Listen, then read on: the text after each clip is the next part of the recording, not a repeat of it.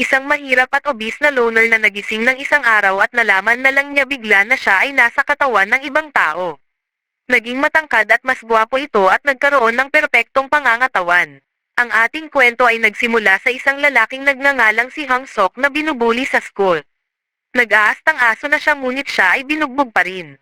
Sa kanilang bahay, sinabi niya sa kanyang nanay na gusto na niyang mag-transfer sa ibang school at nauwi ito sa paglalabas niya ng galit sa kanyang nanay. Sa sumunod na araw sa gym, nagpatuloy pa rin ang pambubuli kay Hang Sok at siya ay pinagsasampal ng isa sa mga lalaki. Dumating ang kanyang nanay para siya ay ipagtanggol, ngunit mas ikinahiya niya ito. Sa bahay nila, sinabi ng kanyang nanay na siya ay galing sa school para pag-usapan ang option sa kanyang pag-transfer. Sinabi sa kanya na siya ay pwedeng mag-transfer sa Seoul, ngunit kinakailangan na siya lamang ang manirahan doon dahil hindi kayang iwanan ng kanyang nanay ang kanyang trabaho. Lumipat na sa Seoul si Hang Sok, ang kanyang tirahan dito ay maliit lamang ngunit siya ay natutuwa dahil makakapagsimula ulit siya ng bagong buhay sa syudad. Nabangga niya ang isang babae at nagulat siya nang ito ay humingi ng tawad. Nag-decide siya na subukan at baguhin ang kanyang approach pero nagresulta lang ito ng pagkatakot ng babae. Dumating ang boyfriend ng babae at hindi nagustuhan ang titig ni Hang Sok sa kanyang girlfriend. Nauwi sa pambubugbog ng lalaki at ang lahat ng taong nakapaligid ay nagvi-video habang siya ay binubugbog. Pinost ito sa social media ng mga tao at siya ay napaiyak nang mabasa niya ang mga pangit na comments tungkol sa kanya. Umiyak siya hanggang makatulog, ngunit nang siya ay magising nagulat siya nang makita niya ang kanyang bagong katawan. Akala niya panaginip lamang ito pero nang makita niya ang isa pa niyang katawan sa tabi niya, napagtanto niya na nagpapalit pala siya ng katawan kada pagtulog niya. Nag-start na si Hyun Suk sa kanyang bagong school. Nang siya ay nasa fashion class, ang mga babae ay namangha dahil sa kanyang gandang lalaki. Nang umupo siya nalaman niya na ang katabi niya ay ang lalaking bumugbog sa kanya nung nakaraan at ang girlfriend nito ay nasa klase din. Mabuti na lang ay hindi siya namumukhaan at siya ay nagpakilala sa pangalan na Jen Hang Suk. Nilapitan siya ni Hana at sinubukan siyang landiin nito. Tinawag siya ni Jin ngunit nakita niya na ang kanyang girlfriend ay interesado rin sa kanya. Nagalit siya dito kaso dumating ang teacher nila sa klase. Nang sila ay nagla-lunch na, lahat ng tao ay tinitignan siya at pinakilala ni Hana ang iba't ibang klase ng grupo sa kanya at tinanong siya kung bakit fashion design class ang pinili nito. Doon napag-alaman na mahina siya sa academic, fashion design na lamang ang tanging choice niya. Sobra siyang napagod dahil buong araw niya sinusubukan ang kanyang bagong katawan kaya naman siya ay nakatulog at nagising siya sa kanyang katawan na nandoon sa kanyang bahay. Na-realize niya kung ano ang mangyayari kapag siya ay nakatulog kaya sinubukan niyang matulog ulit. Mabuti na lang ay nakabalik siya sa isa niyang katawan bago siya gisingin ni Hana dahil tapos na ang klase. Nagkaroon rin siya ng trabaho sa isang convenience store tuwing gabi. Ngunit nakita natin, pumunta siya gamit ang isa niyang katawan para mag-apply. Nagdadalawang isip ang owner sa pag-hire sa kanya ngunit sinabi niya na ito ay para sa kanyang kaibigan. Nang makita ito ng may-ari, sinubukan niyang baguhin ang kanyang desisyon dahil sa nakita niya na bagong tao ito. Pero napabilib din ang may-ari sa kaalaman niya tungkol sa iba't ibang brand ng sigarilyo. Kaya naman nagsimula siyang magtrabaho bilang cashier. Ilang lalaki ang pumasok para bumili ng sigarilyo, at doon nakilala niya ito na kanyang kaklase kaya humingi siya dito ng ID. Napansin ni Jin na ang pangalan ng cashier ay Hyun Suk, kaya ibinuhos niya dito ang kanyang galit at binugbog ito. Nauwi sila sa pagkuha ng hubot-hubad na picture para hindi siya magsumbong sa mga pulis. Sa sumunod na araw sa school, ang mga tropa ni Jin ay nagtatawanan tungkol sa pambubugbog nila. Sinabihan sila ni Hyun Suk na tigilan na ito, kaya naman tumayo si Jin para siya ay bugbugin pero sila ay pinigilan ng isa pa nilang kaklase na si Jae. Nakawala si Jin kaya naman nagpatuloy siya sa planong pambubugbog kay Hyun Suk. Bagbog sarado na si Hyun Suk noon sa dami ba naman ng bilang ng pambubugbog sa kanya dati. Kayang-kaya na niya na makailag sa mga suntok at meron na siyang katawan na madaling makareact sa ganitong sitwasyon, madali niyang naiwasan ang mga suntok ni Jin. Nagpatuloy sa pagsuntok si Jin ngunit natalo agad ito nang siya ay masuntok sa sikmura. Kumalat ang nangyari sa iba pang mga klase, lalo na sa vocal class at architecture class na nagsabi na kailangan na nilang turuan ng leksyon si Hyun Suk. Sa gabi, napansin na may isang misteryosong lalaki ang pumasok at nakita niyang nagnakaw ito, Kaya hinabol niya ang lalaki kaso nalaman na ginagawa niya ito dahil inutusan siya ng mga bully. Pinilit siya ng mga bully na kalabanan nila ang isa't isa ngunit niligtas sila nang dumating si Bosco. Kaya naman ang mga bully ay umalis. Sa sumunod na araw, tinanong ni Hyunsuk si Hana tungkol kay Bosco at nalaman niya na ito pala ay leader ng The Burn Knuckle Gang sa architecture class. Tapos nun sila ay nilapitan ng tatlong lalaki. Nakita silang lahat ni Bosco na magkakasama at in-approach siya nito. Ito'y kanyang pinasalamatan dahil sa pagtulong sa kanya ngunit na-realize niya na ito pala ay sa kabila niyang katawan. Inakala ni Bosco na siya ay tropa ng mga bully, kaya ginamit niya ang kanyang shoulder knuckle grab para turuan siya ng leksyon pero nagawa niya pa rin makawala kaya ang lahat ay nagulat dahil dito. Sinabi niya na ito ay misunderstanding lamang at ang kaibigan ni Bosco ay sinabi na maraming bagay ang masisira kapag tinuloy niya pa. Ang tatlo ay namangha sa lakas niya at tinanong kung pwede ba silang makipagkaibigan. Lumabas sila at kumain, nagulat si Hyunsuk dahil si Jin ay narito rin. Inayos nila ang naging problema habang sila ay umiinom, habang ang mga lalaki ay pinag-uusapan ang tungkol sa video na ni-record nila noong nakaraang gabi. Uminom muna si Hyunsuk, at bago pa ipakita ng lalaki ang video sa kanya, binasag niya ang cellphone at nahimatay dahil sa alak. Nagising siya sa isa niyang katawan at sinubukan matulog ulit, kaso may kakaibang panaginip siyang nakita at na-realize niyang hindi siya makapagpalit ng katawan. Kaya nagmadali siya para puntahan ang kanyang isang katawan, nagawa niyang makaabot at nagpaliwanag na siya ay sinabihan na buhatin ang kanyang kaibigan kaya binuhat na niya ang katawan pauwi. Sa sumunod na araw, nakasalubong ni Hyunsuk si Joe, ang lalaking laging binubuli. Nagtataka si Joe dahil si Hyunsuk ay mabait sa kanya at sila ay kumain magkasama. Pabalik sa bahay, bumisita ang kanyang nanay at nakita niyang natutulog siya. Pinaliwanag ni Hyunsuk na siya ay ang roommate at si Hyunsuk ay nagtatrabaho tuwing gabi.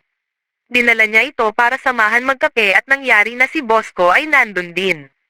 Nakinig siya sa kanyang nanay at sinabi nito na siya ay comfortable rin sa kanya at nagsabi na salamat dahil siya ay kaibigan ng kanyang anak. Pero iniisip ni Bosco na ang matanda ay ginagamit lamang ni Hyunsuk kaya siya ay nagalit.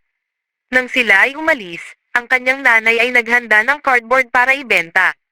Sinabi niya na kailangan niyang kumuha ng side job para mabigyan niya ang kanyang anak ng pera, at sa huli ay binigyan pa rin siya ng pera para sa kape. Nagalit lalo si Bosco sa nakita niya kaya kinompronta niya si Hyunsuk at sinabihan na sinungaling at ginagamit lamang ang isa niyang katawan para magpaawa. Nalilito si Hyunsuk ngunit inatake siya ni Bosco at nagawa niya mailagan ang mga suntok nito. Pinipilit na kunin ni Bosco ang pera na binigay ng kanyang nanay, at nakita niyang si Bosco ay kagaya ng isang bully na gustong kunin ang kanyang pera. Dahil dito, lumaban si Hyunsuk at sinapak si Bosco sa mukha kaya naman ito ay bumagsak. Sa tindahan, pumunta si Bosco para mag-sorry dahil hindi niya nakuha ang pera at sinabihan siya ni Bosco na magsimula na siyang mag-training. Sinubukan niyang mag-push up, kaso isang magandang babae ang dumating at siya ay nahiya dahil ito pala ay mabait. Binilhan pa siya nito ng energy drink para sa kanyang workout. Nakita natin ang isang lalaking nagngangalang Leon, na naghahanda para ipagyabang ang kanyang bagong sapatos at singsing.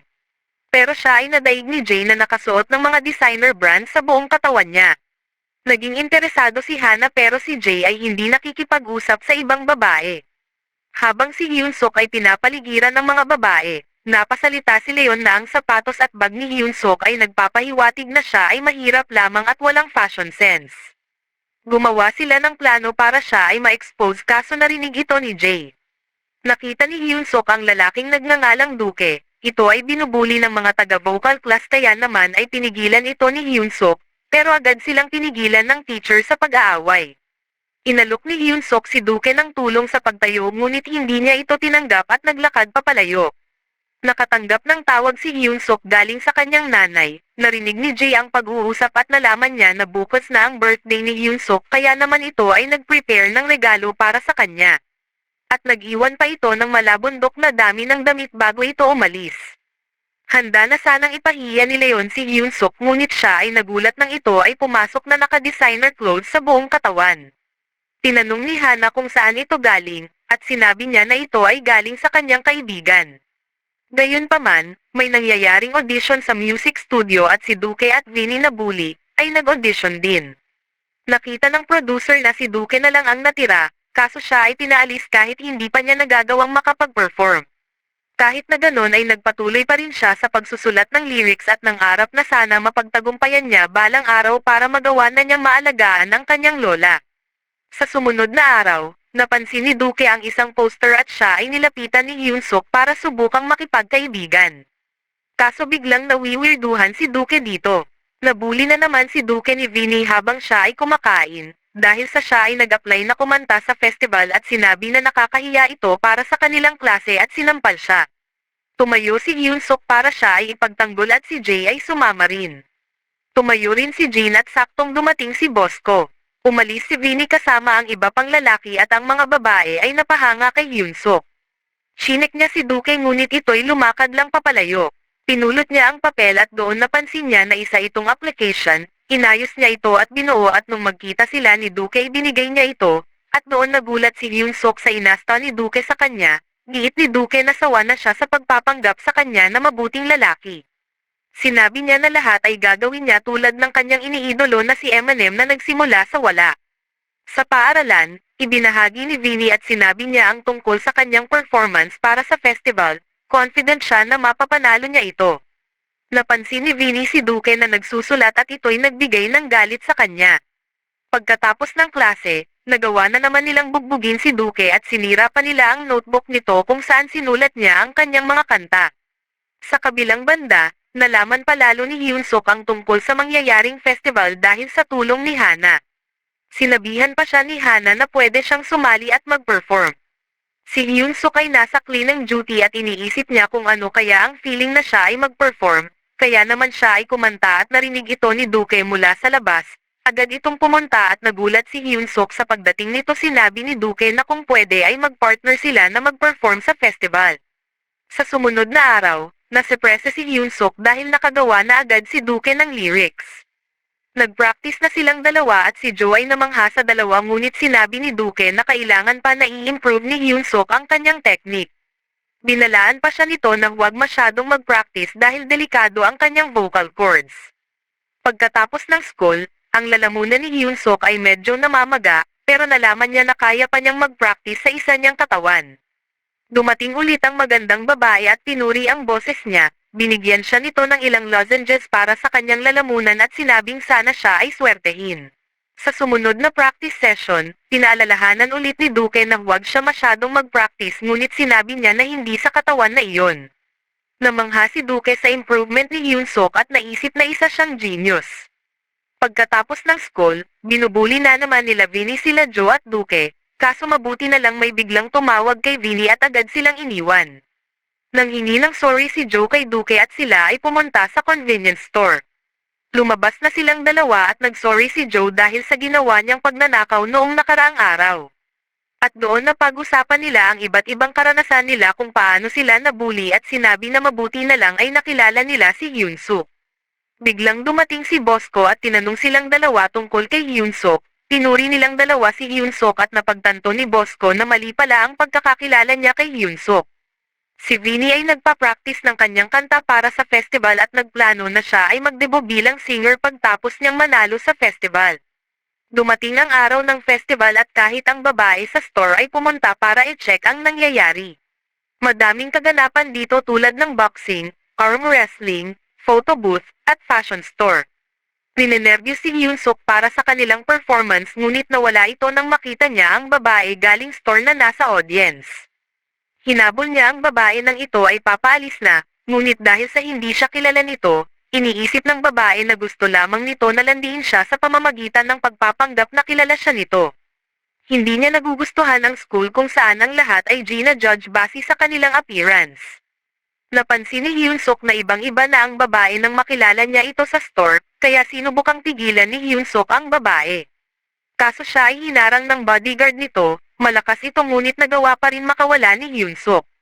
Binigyan siya ng napakalakas na sipa, at napaluhod si Hyunsuk. Dumating naman si Bosco para siya ay tulungan, pero agad siya sinuntok ng guard direkta sa mukha ngunit siya ay hindi nagpadaig dito. Nakabalik si Hyunsuk at naghanda na lumaban ngunit nagawang pigilan ng babae ang bodyguard at tuluyan na silang umalis. Oras na para sa main event ng festival at sila ay inasar ni Vinny nang siya ay umakyat para sa kanyang performance. Nakakita siya ng magandang show at mas kinabahan ito ngunit sinabi ni Duque na isipin niya ang mahal niya sa buhay.